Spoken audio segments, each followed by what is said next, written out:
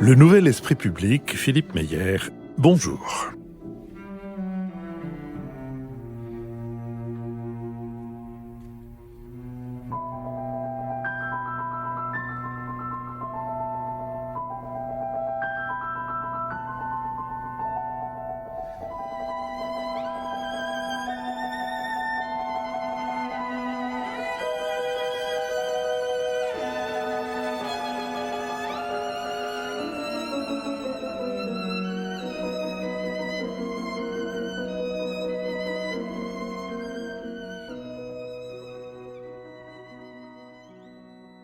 Bonjour, merci de nous avoir rejoints pour ce nouvel esprit public, à l'orée duquel je vais vous donner quelques petites informations. La plus importante est de vous dire que la semaine prochaine, dimanche le 9 décembre, nous serons en direct et en public à l'école alsacienne, que vous y êtes les bienvenus, que vous pouvez d'ores et déjà vous inscrire sur le site de l'émission www.lenouvelespritpublic-sans-séparation.fr et que sur ce site, vous pouvez également trouver les textes d'introduction des différents sujets dont nous débattons. Vous pouvez trouver les références des brèves qui sont nos recommandations de fin d'émission et vous pouvez aussi et peut-être surtout trouver tous les moyens de continuer à nous soutenir matériellement et notamment par la voie de l'abonnement. Nous sommes, comme vous savez, partenaires de l'hebdomadaire Le 1, qui publie un numéro consacré à l'intestin, ce second cerveau, comme l'écrit Laurent Grelzamer, qui observe que notre appareil digestif est devenu l'un des champs de la recherche scientifique et médicale les plus passionnants qui soient. Les spécialistes de la biologie moléculaire ne cessent de relever la nouvelle cartographie de ce continent dont on ignorait l'essentiel et dont on ignore encore beaucoup. Et à voir la tête de mes camarades autour de cette table, je n'en vois aucun qui soit manifestement un spécialiste de notre appareil digestif, en dehors de Jean-Louis Bourlange. Qui sait que là est la clé de l'amaigrissement après lequel il court. Je dois dire que de son côté, dans le même numéro, l'orpailleur de poèmes Louis Chevalier propose quelques vers de Valéry Larbaud, dont je vous cite un fragment. Borborigme, borborigme, grognement sourd de l'estomac et des entrailles, plainte de la chair sans cesse modifiée, voix, chuchotements irrépressibles des organes, voix, la seule voix humaine qui ne mente pas, et qui persiste même quelque temps après la mort physiologique. Amis, bien souvent nous nous sommes interrompus dans nos caresses pour écouter cette chanson de nous-mêmes. Qu'elle en disait long parfois, tandis que nous nous efforcions de ne pas rire. Nous allons, quant à nous efforcer d'éclairer certains éléments de l'actualité. Et si nous pouvons le faire, c'est grâce à votre soutien.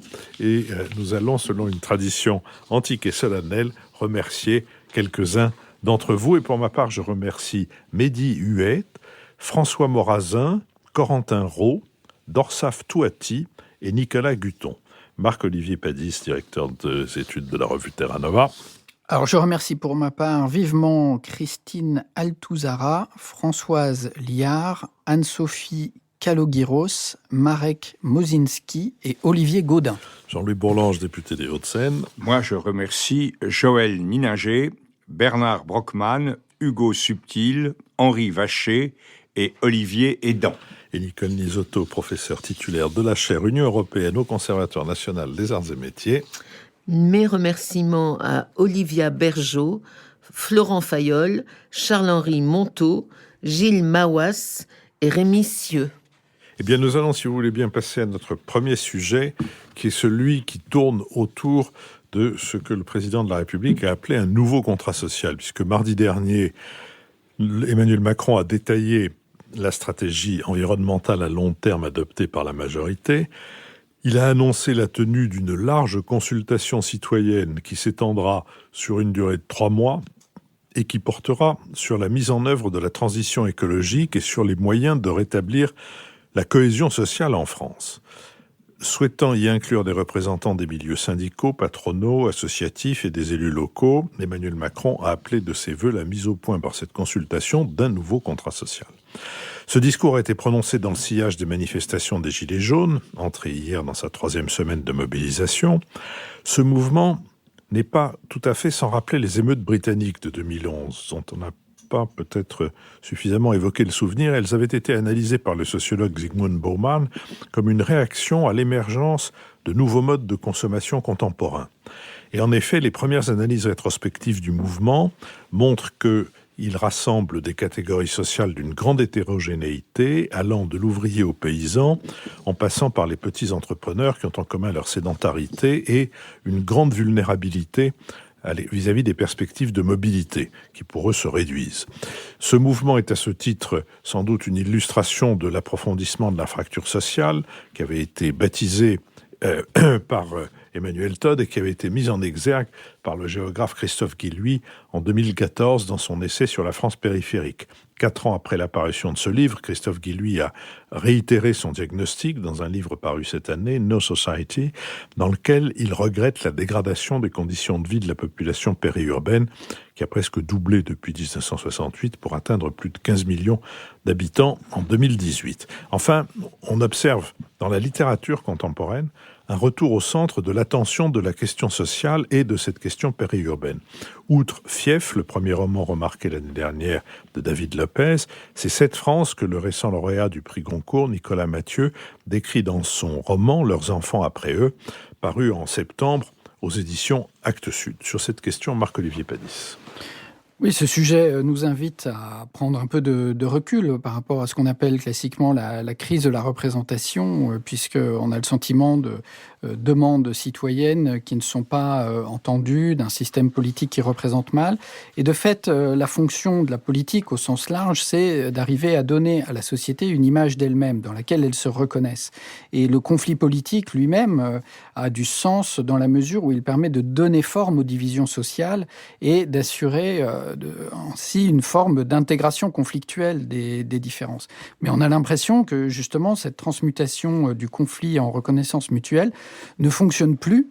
Et donc, on se retrouve avec des situations de conflictualité sans débouché politique et on revient perpétuellement à se demander comment surmonter cette fracture qui se renouvelle à chaque fois.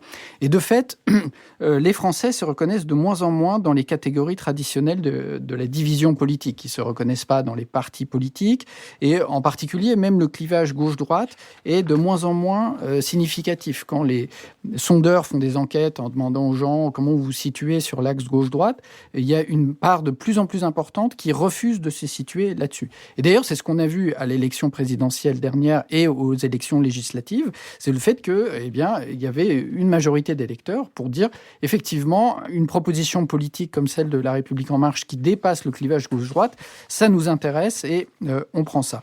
Mais plus profondément, même d'autres catégories sont complètement bousculées. Par exemple, la catégorie d'ouvriers. On sait que, depuis le déclin du monde industriel, il y a de moins en moins d'ouvriers. Les ouvriers sont en gros peut-être 1/5, c'est-à-dire 20% de la population active. Mais ce qu'on sait moins, c'est que parmi ces 20%-là, ceux qui acceptent de se définir eux-mêmes comme ouvriers, disons qui ont une sorte de conscience de classe ouvrière, ne sont que 1/4 des ouvriers. Ça veut dire qu'au total, les gens qui se déclarent spontanément ouvriers ne sont que 6% de la population active.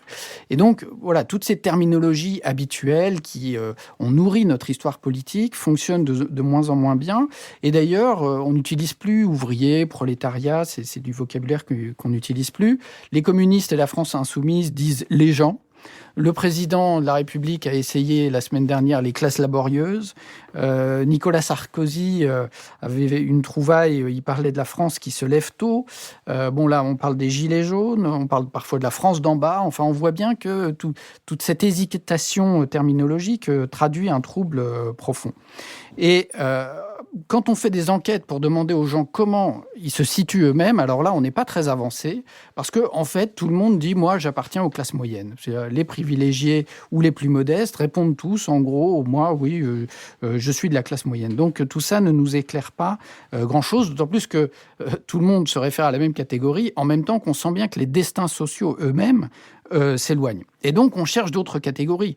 Et c'est vrai que la géographie a été beaucoup utilisée récemment. Vous avez fait référence aux travaux de Christophe Guilluy, en disant, voilà, c'est Paris contre la province, c'est la ville contre les campagnes, c'est les métropoles contre le reste du pays. Mais en fait, ces distinctions ne sont pas très valables. Il faut les mettre en perspective, en tout cas avec les grandes masses, c'est-à-dire que 92% de la population française est urbaine aujourd'hui. C'est-à-dire qu'en fait, on est en gros tous des urbains, sauf vraiment les zones de montagne, le Massif central, etc. Et on oublie de dire, dans l'opposition, ce qui ne fonctionne pas bien dans cette opposition géographique, où on fait comme si les villes regroupaient les populations riches et puis les périphéries, les populations pauvres, c'est qu'en réalité, 2/3 des ménages pauvres habitent dans les zones denses des espaces urbains. Et donc la ville, elle réunit tout le monde en réalité. C'est pas les bobos contre les gilets jaunes.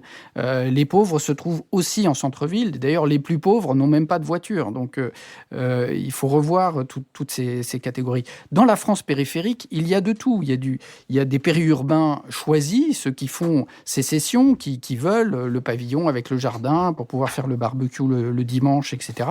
Il y a aussi du périphérique subi. Et donc, tout ça est un mélange extraordinaire de populations. Et le problème des cartes géographiques, c'est qu'elles ont tendance à figer des réalités territoriales qui ne recoupent pas complètement les dimensions sociales. Il faut garder la dimension sociale des oppositions des différents groupes. Mais même quand le niveau de revenu ne suffit pas à définir des catégories d'appartenance, parce que aujourd'hui, le patrimoine pèse de plus en plus dans les différences. Et puis surtout la trajectoire sociale, c'est-à-dire l'espoir de progresser ou le sentiment de régresser. On voit très bien dans les déclarations des Gilets jaunes qu'une inquiétude porte énormément sur cette peur de la régression ou la peur que les enfants n'arrivent pas à s'installer, etc. Alors il y a un auteur qui a travaillé depuis plusieurs livres sur cette question de la crise de la représentation. C'est Pierre Rosanvallon, dont j'ai cité le livre à la rentrée.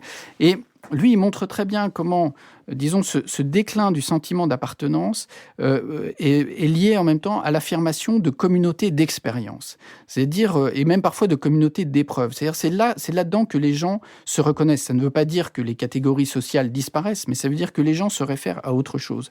Et je trouve qu'on a un bon cas avec les Gilets jaunes, parce que là, c'est vraiment l'expérience commune de la dépendance à la voiture, la dépendance à la dépense que suppose, parce que on a besoin de prendre sa voiture pour aller travailler. Et on voit on peut dire que c'est la dépendance aux dépenses contraintes. Aux dépenses contraintes d'une façon générale, c'est vrai. Et c'est vrai que aussi, par exemple, on néglige le fait que octobre-novembre, c'est la période où les gens qui ont des cuves de fioul remplissent la cuve de fioul. Et là, ils ont un gros chèque à sortir pour passer tout l'hiver. Donc c'est un moment où on voit la dépense, on fait l'échec. Mais on voit, dans ce que valent les reportages radio, télévisés, dans la presse qu'on voit sur les Gilets jaunes, on voit qu'il y a des retraités, il y a des petits artisans, il y a des employés, il y a des petits patrons, il y a des ouvriers, il y a des chômeurs, il y a un peu de tout dans cette catégorie, et qui ont décidé de finalement se fédérer sur ce sentiment d'appartenance aux Gilets jaunes, avec des revendications très éparpillées, très diverses, des intérêts objectifs de classe, si on voulait parler dans un vieux vocabulaire, qui n'ont pas grand-chose à voir, mais qui se retrouvent dans un sentiment d'appartenance nouveau. Nicole Lisoto. Oui.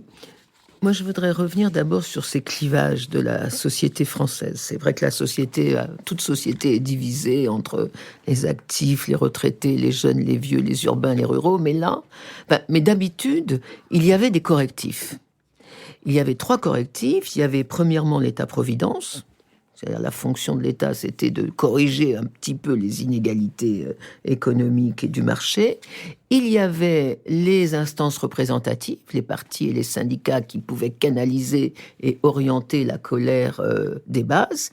Et il y avait enfin l'ascenseur social, c'est-à-dire un correctif institutionnel par l'éducation nationale qui permettait quand même un espoir sur le futur et surtout un espoir porté par les enfants sur le futur. Ce qui est nouveau aujourd'hui, c'est pas tellement les clivages, je vais y revenir quand même, mais c'est la fin de ces correctifs. Ces 3 autres correctifs ont totalement disparu dans la société française. Premièrement, l'ascenseur social, et là je fais référence à une étude récente de l'OCDE qui montre qu'il faut 6 générations en France pour que les enfants nés dans une famille au bas de l'échelle sociale atteignent le revenu moyen selon l'OCDE. Je trouve que c'est quand même un ascenseur très très bloqué. Juin 2018. 6 générations. Si Je ne sais pas comment ils calculent ça. Oui, Je sais pas, mais c'est le dernier c'est rapport. énorme. Ça paraît aberrant, parce que c'est... J'ai imprimé c'est une le. série, non, mais c'est vrai, Ah, c'est oui, une oui. série historique, c'est pas... Si, c'est pas si des je regarde analyses derrière sociologiques. moi, il y a 6 générations derrière moi. Le revenu ils étaient moyen dans du les arbres à se... Oui, mais c'est cela, c'est absolument cela. Deuxièmement, les instances représentatives, les partis politiques ont explosé pendant la campagne électorale d'Emmanuel Macron, et les syndicats sont également marginalisés dans leur représentativité des salariés. Et enfin, l'État-providence ne peut pas jouer son rôle, les finances publiques étant tellement restreintes, tellement contraintes, qu'il y a très très peu de redistribution dans ce pays. Et donc, on a effectivement des clivages qui existent, mais qui apparaissent au grand jour, sans aucune médiation, sans aucune représentativité par rapport au gouvernement. Et quels sont ces clivages? Je crois que les Gilets jaunes aujourd'hui sont une espèce de synthèse entre 4 fractures très importantes. Il y a évidemment la fracture économique et les perceptions que les inégalités augmentent. Là, c'est un chiffre de l'Observatoire des inégalités. Entre 2003 et 2013, les plus modestes ont gagné 2,3% de pouvoir d'achat, et les plus riches, c'est-à-dire le premier décile, ont gagné 42,4% de pouvoir d'achat. Donc c'est quand même un chiffre qu'intuitivement les gens ressentent. La deuxième fracture, c'est la fracture générationnelle. Aujourd'hui, il faut 2,2 actifs pour payer, si je puis dire, un retraité. En 2060, il faudra 1,5 actifs. Donc il y a effectivement un poids des jeunes retraités, notamment sur les jeunes actifs, qui peut créer une fracture générationnelle violente. Le troisième clivage, mais ça, Marc-Olivier Padis en a parlé très très bien, c'est le clivage géographique entre les urbains, les périphériques et les ruraux. Et enfin, quatrièmement, le clivage politique. Le clivage politique n'est plus effectivement droite-gauche, il est peuple-élite. Alors, c'est peut-être pas un clivage politique, c'est peut-être un clivage idéologique, mais aujourd'hui, effectivement, et on voit ça dans pratiquement toute l'Europe, dans tous les pays où le populisme a grandi ces dernières années, l'espèce de référence à un peuple révolutionnaire qui pourrait donner directement ses instructions au gouvernement. Et donc, si on résume tout ça, en fait, les Gilets jaunes sont plutôt issus de la classe moyenne, périphérique ou urbain, jeunes retraités, et représentants du peuple, ni droite ni gauche, ils refusent cette appellation. Et moi, je synthétiserai encore plus. Il y a un clivage en France maintenant qui me paraît essentiel, c'est les gagnants et les perdants de la mondialisation. Et aussi longtemps que nos plus hautes autorités, nos intellectuels ne diront pas la vérité, c'est que dans les pays riches, la mondialisation est une mauvaise nouvelle, alors que dans les pays pauvres, elle est une bonne nouvelle, eh bien, on ne traitera pas ce problème des perdants, entre guillemets, de la mondialisation, comme le disait Enrico Letta. J'ajoute quand même 2 paradoxes qui me paraissent intéressants. C'est que ce mouvement des Gilets jaunes, cette contestation du peuple, ne recoupe pas une fracture qui est quand même importante en France, qui est la fracture numérique. C'est même l'inverse. Ces Gilets jaunes sont des as des réseaux sociaux, sont des as de Facebook. Parmi les 6 représentants qu'ils ont envoyés, il y en a 3 qui sont des animateurs, des créateurs et des animateurs de réseaux très développés sur Facebook. Donc là, c'est quand même quelque chose de très moderne dans la façon de faire de la politique. Et le deuxième paradoxe, c'est que ça ne recouvre pas du tout la question du chômage des jeunes.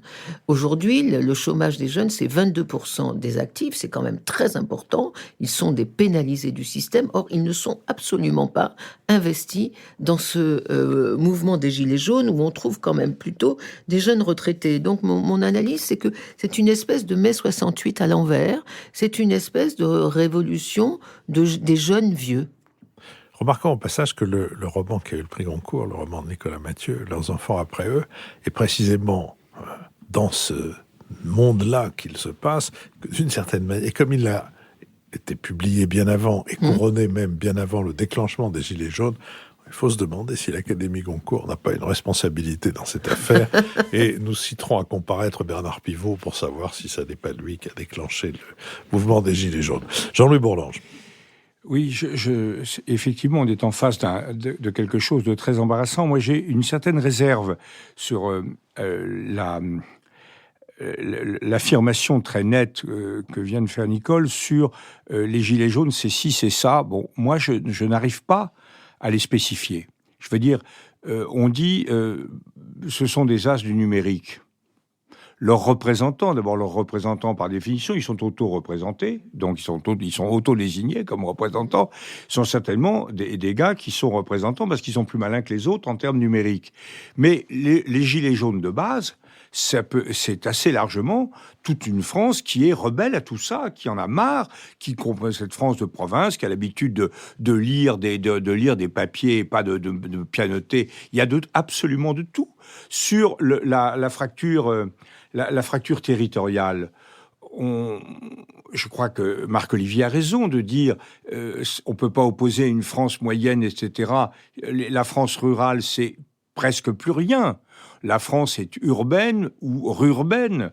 Et donc, on n'arrive pas à appréhender. Si on dit on peut parler des centres des métropoles, qui sont des centres opulents, avec des gens qui ont de l'argent, qui sont de moins en moins nombreux, et puis une France à la périphérie des métropoles, qui est à mon avis celle qui souffre le plus, ne serait-ce qu'en termes de temps contraint, donc de revenus objectifs. Quand vous avez 2h30 de transport aller-retour par jour, le 35 heures, ça devient quelque chose d'un peu différent. Vous rajoutez 12 heures ou 13 heures par semaine, ça vous fait quand même des semaines un peu chargées, alors que dans une ville que je connais bien, comme Dieppe, les gens sont à 15-20 kilomètres, quand ils sont pas à Dieppe, ils arrivent au boulot en 20 minutes et voilà, et c'est tout simple. Alors ça leur coûte un peu plus cher avec le gazole, mais donc les gens dans les banlieues. Je parle pas des banlieues relativement opulentes comme celles dont je suis le représentant. Enfin, opulentes, il y a des plages de difficultés, mais il y a quand même dans l'ensemble des gens qui sont assez à l'aise. Mais dans toutes les gens du Val-de-Marne, de la Seine-Saint-Denis, ils ont des problèmes de sécurité, ils ont des problèmes de transport, ils ont des problèmes de qualité du système scolaire, tout un ensemble de choses. Or, c'est pas cela qui majoritairement sont dans les rues. Donc on a énormément de difficultés à cerner le clivage générationnel aussi.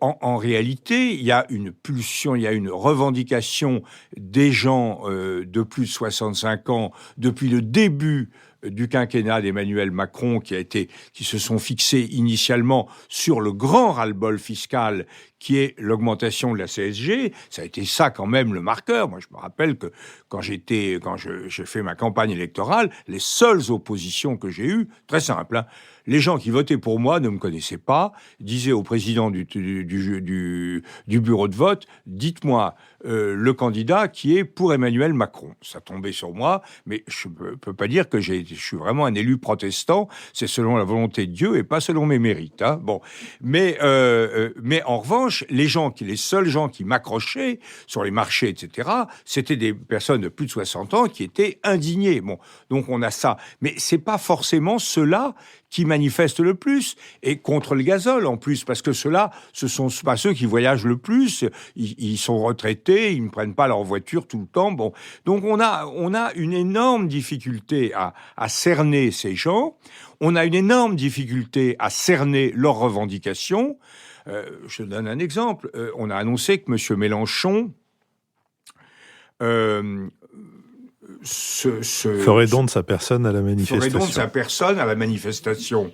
Bon, c'est une manifestation que tout le monde présente comme antifiscale. Je veux bien tout ce qu'on veut, mais le programme de M. Mélenchon en matière fiscale, c'est le matraquage systématique, généralisé, constant. C'est vraiment le contraire. Donc, les contraires sont abolis. Alors, je crois que tout ça est très, très complexe. Il me semble que nous vivons une crise profonde du loyalisme politique. Et Raymond Aron avait coutume de décrire les sociétés industrielles comme caractérisées par une satisfaction querelleuse. Et je crois que là, nous sommes dans une insatisfaction querelleuse. C'est-à-dire qu'il y a vraiment des gens qui sont profondément mécontents, mais qui donnent à leur mécontentement un tour très inhabituel par rapport à ce qui s'est passé avant. Regardez les élections. Comparez l'élection de 2002 à l'élection d'Emmanuel Macron, à l'élection de l'année dernière. En 2002, Chirac ne fait pas recette. Il a, au premier tour, à peine 20% des voix. Il est talonné par Jean-Marie Le Pen. Ils sont pas tout à fait à égalité, mais ils représentent à peu près chacun un grand cinquième ou un petit cinquième de la population. Au second tour, Chirac fait, je cite de mémoire, mais 82% des voix, et Le Pen stagne à 18%. Ça veut dire que dans la France de 2002, il y a une conscience aiguë de ce qu'est le second meilleur choix. Il y a une conscience aiguë du fait qu'on peut être en désaccord avec M. Chirac, mais qu'en réalité, on sait bien qu'il représente des choses qui nous unissent tous.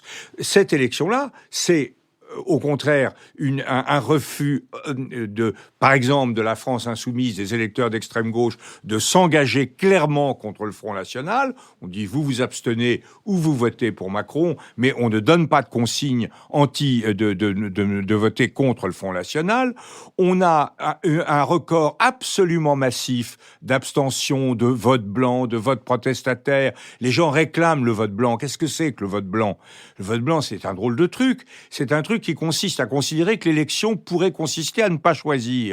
Ce qui est idiot. L'élection, ça a pour but de désigner un responsable, et on n'est pas content des responsables qui sont là, on se présente soi-même, on en présente d'autres. Mais le vote blanc en lui-même, l'élection n'a pas pour but d'exprimer votre moi profond. Il a pour but de permettre de donner aux citoyens le pouvoir et le devoir de désigner les dirigeants. Le vote blanc est massif, etc. Donc tout ça, alors qu'est-ce qu'il y a derrière ça ? Il y a quand même d'abord une crise. Il y a une crise de la soumission, ça c'est très clair. On est dans une France fondamentalement insoumise, et il y a une crise de la synthèse. Toutes les autorités qui sont en cause sont des autorités globalisantes. D'abord les églises. L'Église catholique, je crois qu'on ne peut pas comprendre ce qui se passe en France depuis 20 ans si on ne prend pas en compte l'ampleur du mouvement de déchristianisation, l'ampleur du recul de la foi, du recul des églises, de la délégitimation pour les raisons pédophiles, etc., des églises. L'effondrement de l'autre église, qu'est le Parti communiste français, quand même, qui représentait le Parti communiste français, c'était vraiment une contre-société, comme l'avait très bien analysé notamment Annick Riegel, mais une contre-société. On quittait une ville pour aller dans une autre ville, les camarades vous accueillaient, on était reçus, admis, intégrés, tout ça est totalement fini. Donc les partis politiques, d'une façon générale, ils sont peut-être nuls, les partis politiques, mais le grand reproche qu'on leur fait, c'est de ne pas simplement s'identifier à une revendication particulière, mais d'essayer de faire des synthèses. Or, les gens s'en foutent des synthèses actuellement. Ils sont centrés sur quelque chose et c'est tout. Mais au-delà de cela, la nation elle-même, la nation, l'Europe, quel est le corps politique auquel on est loyal ? L'Europe, évidemment, pas du tout, parce que c'est en plus très grand, très fragile, mais la nation, pas davantage. Je viens de dire, il y a une fragmentation énorme de tout cela. Alors le problème est vraiment politique. Le problème pour Emmanuel Macron, je crois que ce qu'on peut dire d'Emmanuel Macron depuis qu'il est là, c'est qu'il a davantage administré la France qu'il ne l'a gouvernée. C'est-à-dire qu'il a pris des mesures qui avaient une rationalité, pas technocratique, ce serait désobligeant, enfin une rationalité gouvernementale. C'est pas toujours parfait, mais globalement, ça tient la route, c'est assez logique, etc.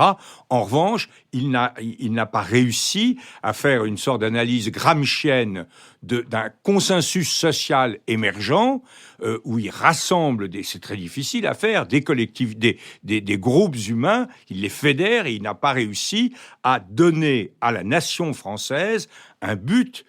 Certes, il a dit l'Europe, mais il n'a pas défini très clairement, il n'a pas réussi à définir très clairement ce que serait un objectif européen. Et je crois que c'est là le problème numéro 1, c'est de quel corps politique sommes-nous membres ? Le contrat social, d'accord, mais comme le disait le père Rousseau, il faut pas d'abord, on ne sait jamais si c'est d'abord ou pas d'abord, un corps politique dans lequel s'organise ce contrat social. Marc-Olivier Padis. Oui, mais sur ce dernier point, je pense que le sentiment du gouvernement, du président de la République, c'était on a eu un mandat par l'élection pour changer le pays.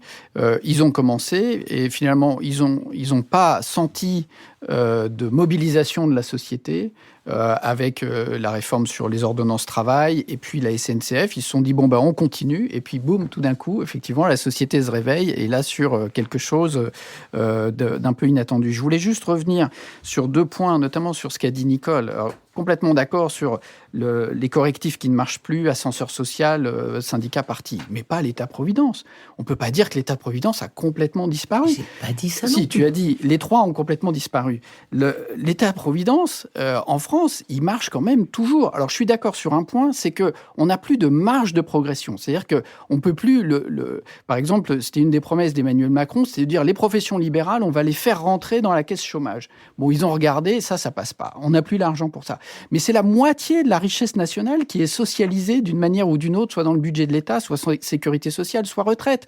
On est aujourd'hui à un moment où les retraités ont 104% du niveau de vie des actifs. À l'échelle historique, c'est complètement inédit. Les dépenses de santé, qui sont socialisées aussi, ont jamais été aussi élevées en France. Les gens qui sont atteints d'affections de longue durée le savent très bien, ils sont pris en charge à 100%. C'est des réalisations. Moi, je réagis sur le fait qu'on ne peut pas dire aujourd'hui que l'État-providence a disparu en France. Il est plus actif. Il n'y a que les pays scandinaves qui ont plus que nous. C'est simple. Donc, à l'échelle du monde aujourd'hui, c'est quand même incomparable. Et juste aussi un autre point sur la redistribution. On ne peut pas dire non plus qu'il y ait peu de redistribution. On est un des pays qui redistribue le plus et qui arrive à corriger tant bien que mal. Mais on n'est pas les États-Unis. On arrive à corriger quand même les inégalités par la redistribution. C'est pour ça que les impôts sont aussi élevés. Et moi, je trouve que cette redistribution est bonne. Donc, il faut quand même se souvenir que ça marche. Un pognon de dingue, en somme. Nicole Liesel. C'est vrai que c'est un pognon de dingue, mais ça vaut la peine. Oui, non, mais j'ai jamais dit que l'État-providence avait disparu. Je dis que ça ne fonctionne plus comme correctif des colères sociales. Pourquoi ? Parce que ce qui demeure, c'est pas la redistribution de la richesse nationale, c'est au contraire l'augmentation des impôts. Ce que les gens ressentent, c'est l'augmentation des impôts. Et il y a une étude qui est sortie dans France Stratégie qui montre que le revenu moyen des Français a augmenté entre 2005 et 2015, et beaucoup augmenté. Je crois qu'il est passé de 1600 à 2200 euros, le revenu moyen inflation, compte tenu de l'inflation. Mais la perception des gens n'est pas celle-là. La perception des gens, c'est qu'ils ne se souviennent même pas de comment est-ce qu'ils gagnaient en 2005. On est en 2018. Les gens regardent ce qu'ils gagnaient il y a 3 ans, il y a 2 ans. Et là, ce qu'ils voient, c'est l'augmentation absolument indiscutable des impôts. Donc, moi, je crois que dans ce phénomène, l'important, ce n'est pas la réalité des faits et des chiffres. C'est un des problèmes d'Emmanuel Macron. Il a ses chiffres, il a ses faits et il a raison là-dessus. Le problème, c'est la perception, ce qu'on appelle en climatologie le ressenti des populations. Et ça, je crois qu'il ne le prend pas en compte. Mais je voulais surtout réagir sur ce qu'a dit Jean-Louis sur le caractère inhabituel des manifestations de ce malaise ou de cette colère. C'est peut-être inhabituel, mais c'est de plus en plus répandu. Oui. On a déjà eu les Gilets rouges en 2013, Nuit debout en 2016, et on a ailleurs, dans Europe, on a vu des mouvements de ce type. Le mouvement 5 étoiles en Italie, au départ, ressemblait beaucoup à ça. Le mouvement Podemos en Espagne ressemblait beaucoup à ça. Alors, je ne sais pas si ce qui se passe en Europe est prémonitoire de ce qui peut se passer en France, mais en Europe, ces mouvements contestataires, ni droite ni gauche, cette espèce d'extrémisme du macronisme, d'une certaine façon, l'éclatement des partis traditionnels, en Europe, ils sont aujourd'hui au pouvoir. Ils sont aujourd'hui au pouvoir, partiellement au pouvoir, en coalition. Et donc, je crois que c'est sans doute inhabituel par rapport à la vision classique que nous avons de la démocratie représentative, mais j'en ai peur, une espèce de refus du politique représentatif et peut-être le début de quelque chose de plutôt dangereux dans ce pays. Jean-Louis Bourlange. Oui, je crois que sur ce dernier point, je suis tout à fait d'accord. C'est inhabituel c'est dans notre histoire, mais c'est pas du tout inhabituel planétairement, si je puis dire, horizontalement. Je crois que ce que nous vivons beaucoup de choses bizarres, mais nous vivons notamment maintenant pleinement la fin du monde néolithique. Non, mais le monde néolithique a duré bien au-delà de la Révolution. C'est une bonne nouvelle de cette semaine et vous la devez en exclusivité au Nouvel Esprit Public. Breaking news, fin du néolithique. Oui, alors le néolithique a survécu à traverser la Révolution industrielle, parce que la Révolution industrielle a été quand même très largement fondée sur des organisations autour de valeurs géologiques. C'est quoi le néolithique ? C'est l'identification du pouvoir et du territoire. C'est quelque chose de précis. On a des gens qui se sédentarisent, ils cultivent, ensuite ils extraient des mines, ils extraient les ressources, ils transforment sur place, etc. Et donc la puissance, ça consiste à contrôler un territoire, à mettre des frontières, à mettre des gendarmes qui encadrent le pays à l'intérieur et de l'armée qui le protège à l'extérieur. Et ça, d'ailleurs, c'est ça, quand on dit « vive la nation », Vedel le disait dans un article assez célèbre sur la démocratie transnationale, quand on disait « vive la nation » en 1789, on voulait pas dire « vive la France » par rapport à Bas-la-Prusse, c'était pas ça qu'on disait. On disait « vive la nation », c'est-à-dire le peuple d'en bas par rapport à la France d'en haut, parce que de toute manière, tous les pouvoirs, toutes les compétences étaient exercées sur un territoire. La seule chose qui concernait l'extérieur, c'était la dimension du précaré. C'est-à-dire, on faisait des guerres qui rétrécissaient ou qui agrandissaient, selon qu'on était heureux à la guerre, le champ national, le périmètre, le précaré national.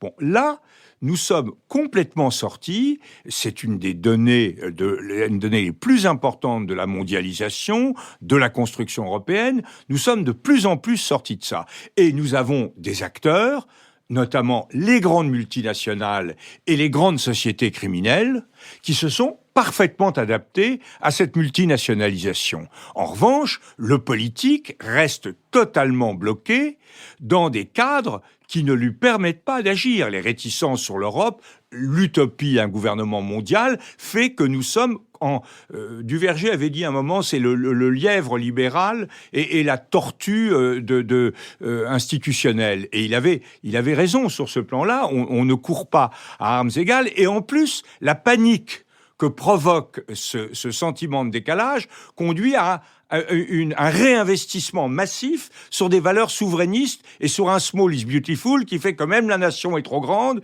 faut se rabattre sur la Corse, sur la Catalogne, sur l'Écosse, sur la Flandre, sur le village, sur la ZAD, et puis au bout du compte sur moi l'individu seul, souverain, etc.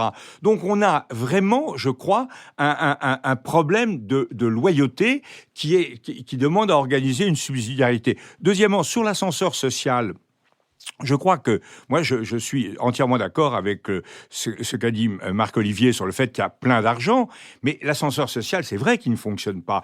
Mais là, Raymond Boudon avait montré de façon vraiment convaincante que l'ascenseur social n'a fonctionné pendant les 30 Glorieuses, et après ça s'est progressivement tassé, que parce qu'on a eu une mutation du système économique, c'est-à-dire qu'on a eu un effondrement de la population agricole avec l'exode rural et un gonflement gigantesque des classes moyennes supérieures, des cadres. Et à ce moment-là, vous aviez de la mobilité sociale qui était possible sans déclassement.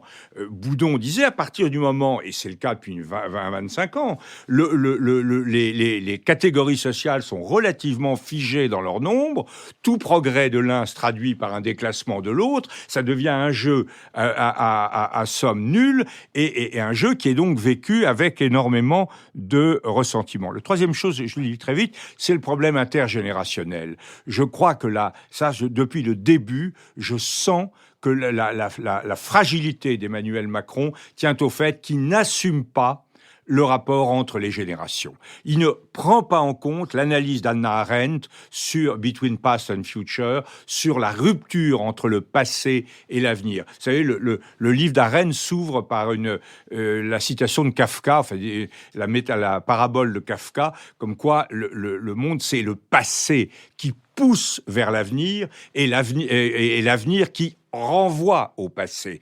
Et c'est illustré aussi par la phrase de Tocqueville sur le passé n'éclairant plus l'avenir, l'humanité, l'homme s'avance dans les ténèbres.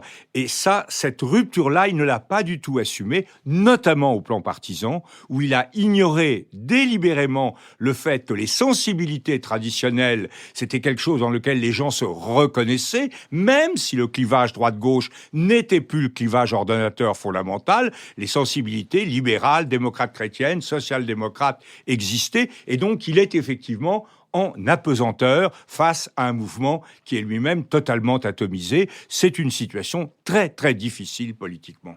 Je vous remercie. Le reste du monde continuant d'exister pendant que nous connaissons nos propres tensions, je vous propose que nous nous intéressions à ce qui se passe du côté de la mer d'Azov, où la marine russe a arraisonné 3 navires ukrainiens, arguant d'un transit irrégulier à travers le détroit de Kertch, détroit contrôlé par les autorités russes depuis l'annexion de la Crimée en 2014.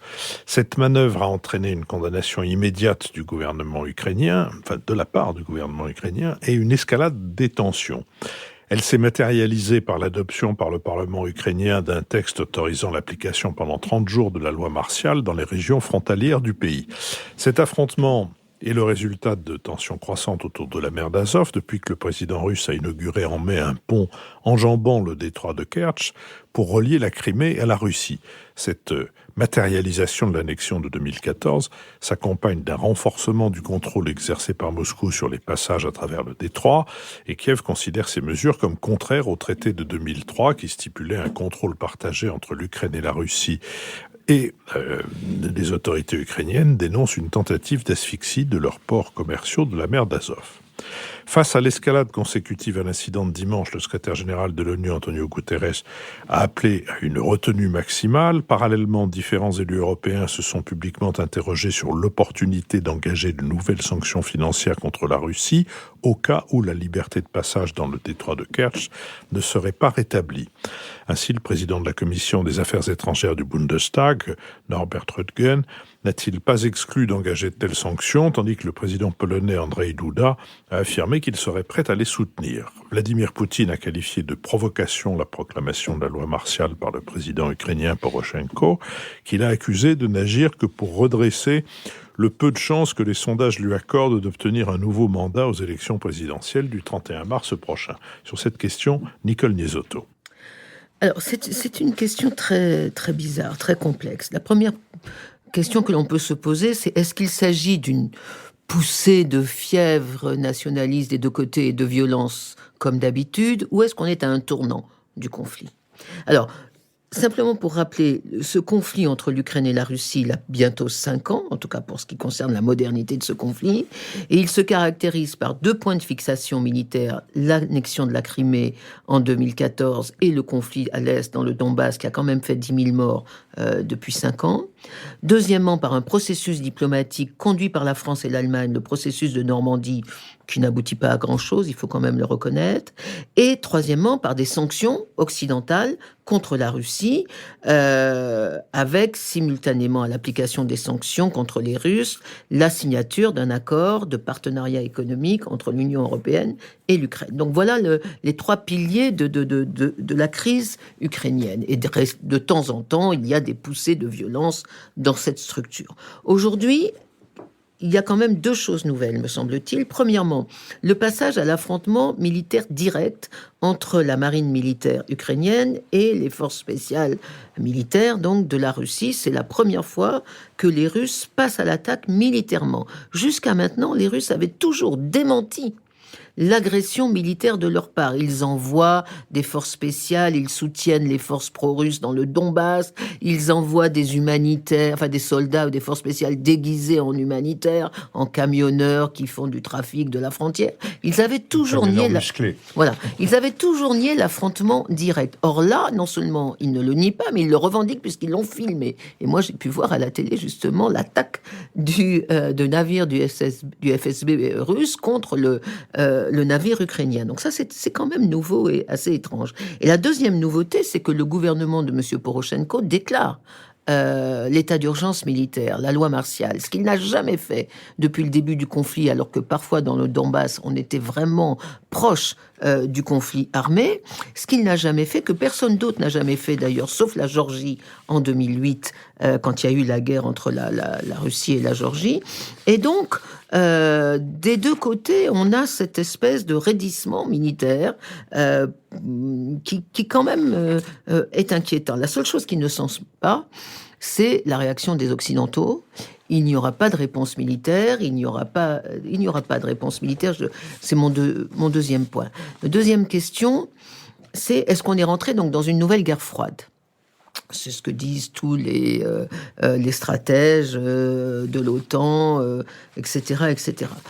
Moi, je ne crois pas, pour 3 raisons. La première, c'est que la Russie ne vise pas les territoires de l'OTAN, elle vise des territoires qui pourraient avoir envie de rentrer un jour dans l'OTAN et dans l'Union, mais qui, pour l'instant, sont dans cette espèce de ventre mou sur lequel elle revendique son contrôle. Ça a été le cas de la Géorgie, de la guerre en Géorgie en 2008. C'est le cas de l'Ukraine. Ça serait éventuellement le cas si l'Arménie ou la Géorgie, qui pour l'instant prennent des voies démocratiques, allaient trop loin dans leur rupture avec la Russie, ce que pour l'instant les 2 républiques ne font pas. Mais donc, la Russie ne vise pas l'OTAN. Deuxièmement, les États-Unis ne sont pas prêts à la riposte militaire. Alors ça, certainement pas. Je crois que les Ukrainiens font comme les Georgiens en 2008. Ils s'illusionnent sur leur relation de partenariat avec l'OTAN, sur le statut spécial qu'ils ont pu obtenir. Ils ont demandé d'ailleurs, officiellement, Poroshenko a demandé à l'OTAN de réagir, de faire des manœuvres militaires, etc. Madame Merkel a répondu très vite à la place de Donald Trump qu'il n'y a pas de réponse militaire au conflit entre l'Ukraine et la Russie. Donc là, je crois que Poroshenko a dû baisser ses prétentions comme l'avait fait le gouvernement géorgien. Et troisièmement, je ne crois pas que ce soit une nouvelle guerre froide, parce que ce que vise la Russie, je crois, c'est pas un affrontement militaire. Ce qu'elle vise, c'est un pourrissement de la situation stratégique au centre de l'Europe. C'est-à-dire, c'est de maintenir ce que j'appelle une stratégie d'inquiétude permanente. Faire peur aux Baltes, faire peur aux Polonais, faire peur aux Hongrois, à tous ceux qui sont déjà complètement sortis de l'orbite russe, mais les maintenir dans une intimidation permanente qui les empêche effectivement d'exercer complètement leur souveraineté. Marc-Olivier Padis. Oui, je suis tout à fait d'accord avec cette présentation. D'abord, Nicole dit bien comment caractériser ce moment un peu insaisissable.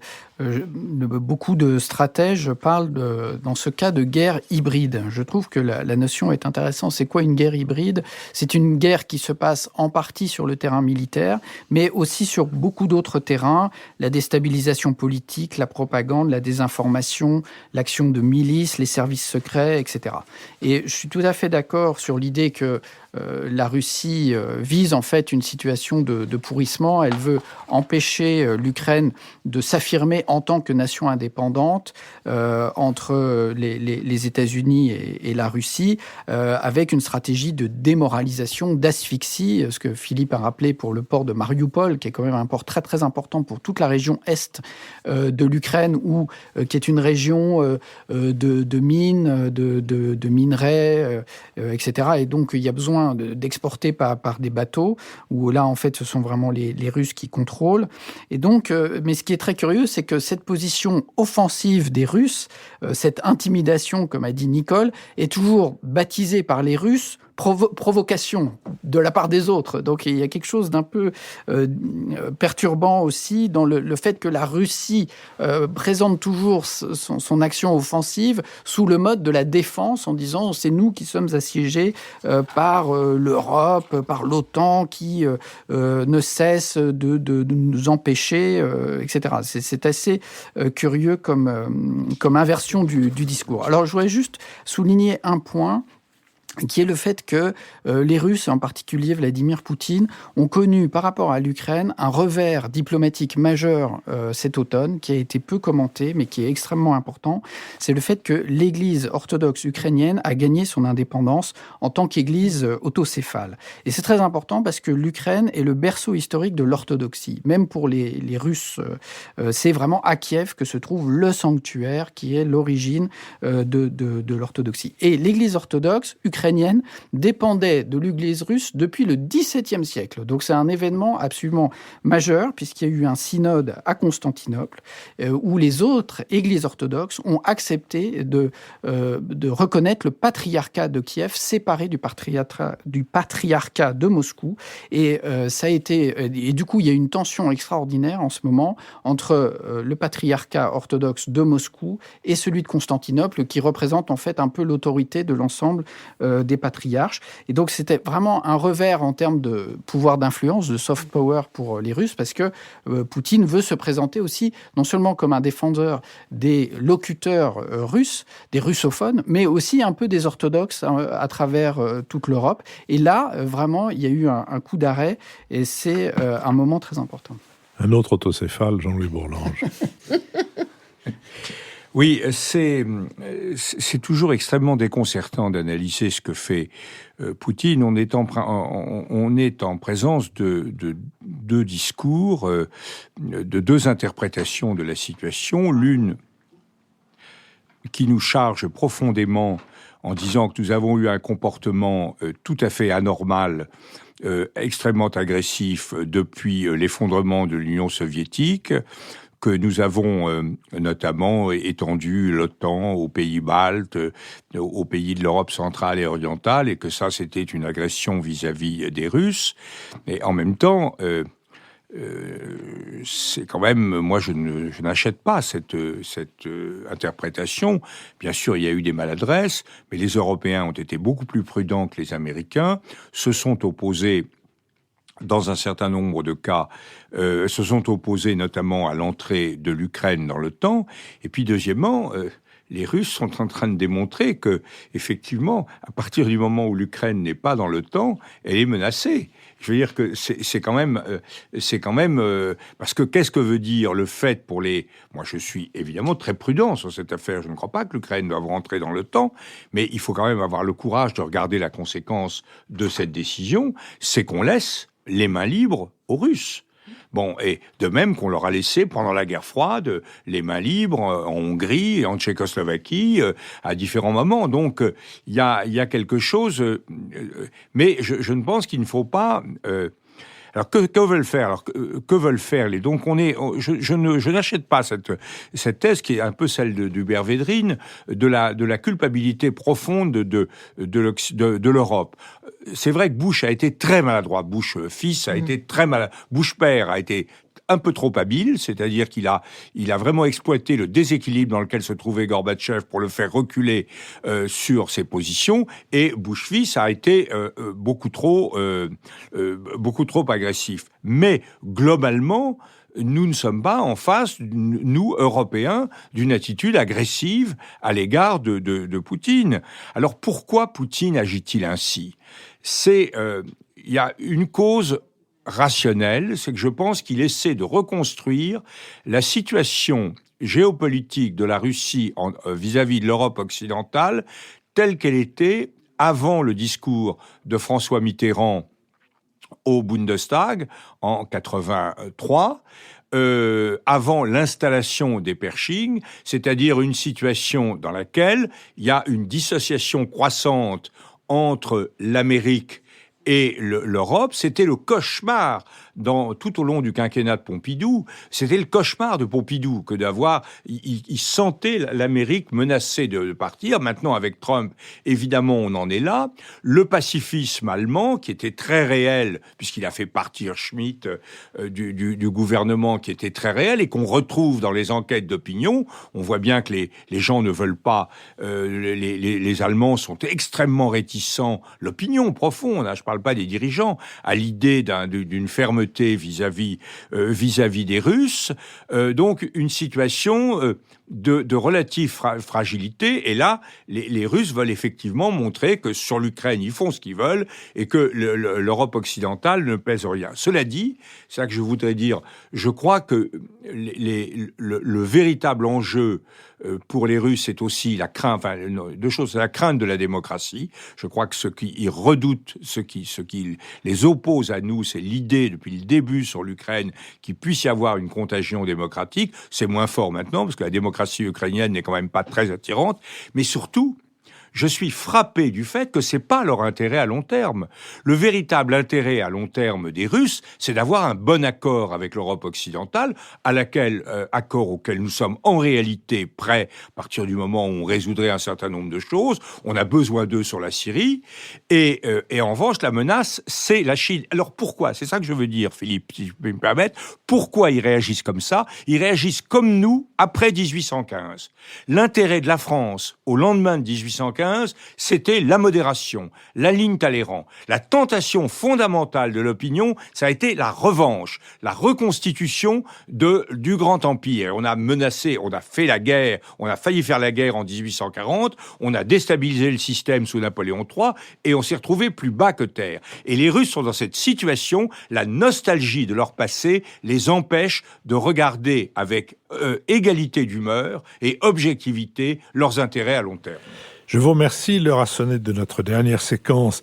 La séquence des brèves, à l'orée de laquelle je me dois de vous rappeler que la semaine prochaine, nous enregistrons l'émission en public à l'école alsacienne, que vous y êtes les bienvenus et que vous pouvez vous inscrire sur notre site lenouvelespritpublic sans séparation.fr. Et je voudrais signaler que, je l'ai dit je crois la semaine dernière, nous recevrons à la fin de l'année, le 30 décembre, Bertrand Tavernier pour parler avec lui du cinéma et de la guerre de 14 dont nous venons de célébrer le centenaire de l'armistice. Mais Bertrand Tavernier a aussi réalisé, et c'est sorti dans les salles il y a maintenant un peu plus d'1 an, un voyage à travers le cinéma français qui a eu un accueil extrêmement favorable et vient de sortir en DVD les 8 épisodes supplémentaires qu'il a donnés sous la forme de 8 émissions qui ont été diffusées tardivement et fort mal annoncées par le service public, en l'occurrence par la 5e chaîne. Et donc ces 8 prolongements, ces 8 développements, ces 8 jubilations partagées d'un cinéphile ô combien connaisseur sont désormais disponibles en DVD, ce qui, pour les gens qui sont à court d'imagination pour les cadeaux de Noël, et même pour ceux qui ne sont pas à court d'imagination, est une excellente nouvelle. Marc-Olivier Padis. Alors, je dirais un mot du livre de Julia Cagé, Le prix de la démocratie, paru chez Fayard. C'est la première étude systématique sur le financement de la vie politique et ses effets en termes d'influence par les gens qui ont les moyens de financer la vie politique.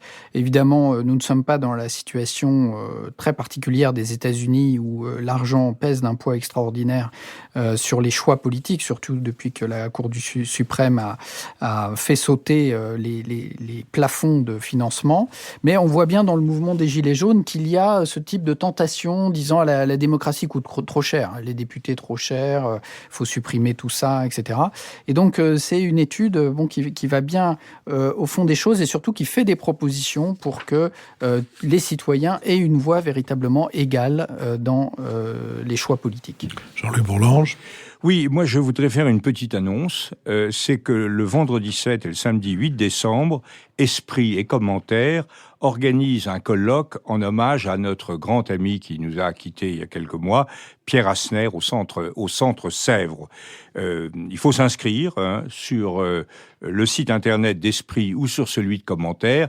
Il est évident que pour des gens comme moi, j'ai rencontré ma femme au séminaire Asner-Casanova à Sciences Po, donc c'est quelque chose qui a marqué. J'ai été ensuite camarade d'enseignement à Bologne avec Pierre Asner. C'est, après Raymond Aron, la figure la plus éclairante, je crois, comme analyste de la situation internationale et comme philosophe politique. C'est extrêmement, il a toujours été d'une modestie excessive et c'est véritablement très très important qu'on lui rende hommage. Courez au centre Sèvres pour rendre hommage à Pierre Asner. Nicole Nisotto. Je voudrais parler du dernier livre de Bertrand Badi, Quand le Sud réinvente le monde. Essai sur la puissance de la faiblesse qui vient de paraître aux éditions La Découverte. Alors Bertrand Badi est un personnage controversé en France. C'est un grand professeur de sciences politiques, aujourd'hui émérite à Sciences Po, spécialiste des relations internationales, et c'est une pensée différente, presque hérétique par rapport à la doxa officielle occidentale, qui est spécialisé sur ce qu'il appelle la réinvention du Sud. Et j'avais eu, je crois, déjà l'occasion de parler de son précédent ouvrage qui s'appelait « Nous ne sommes plus seuls au monde ». Et Bertrand Badi alors on n'est pas forcément d'accord avec tout ce qu'il dit, mais il met en valeur 2 points qui me paraissent très importants. Premièrement, que l'Occident n'est plus en capacité de maîtrise monopolistique de l'évolution du monde et qu'il y a l'irruption du Sud avec une conception très différente du système international et qu'on ne peut pas leur imposer notre propre système. Et deuxièmement, qui est plus original, c'est l'importance des questions sociales dans les relations internationales. Et ça fait très longtemps qu'il file cette étude, cette recherche. Et aujourd'hui, on le voit très bien, la démographie, les réfugiés, les migrations, les inégalités sont les thèmes majeurs aujourd'hui de conflictualité. Je vous remercie. Je rappelle donc l'adresse de notre site www.lenouvelespritpublic-sans-séparation.fr pour vous inscrire à notre émission en public de dimanche prochain ou pour contribuer à notre soutien en vous abonnant. Je rappelle aussi que cette émission a été préparée avec Benoît Heurtel, qu'elle est enregistrée par Adrien Beccaria au studio L'Arrière-Boutique et produite par Julien Neuville et Nouvelles Écoutes. J'espère vous retrouver la semaine prochaine pour notre prochaine émission qui, vous l'avez compris, est en public à l'École alsacienne.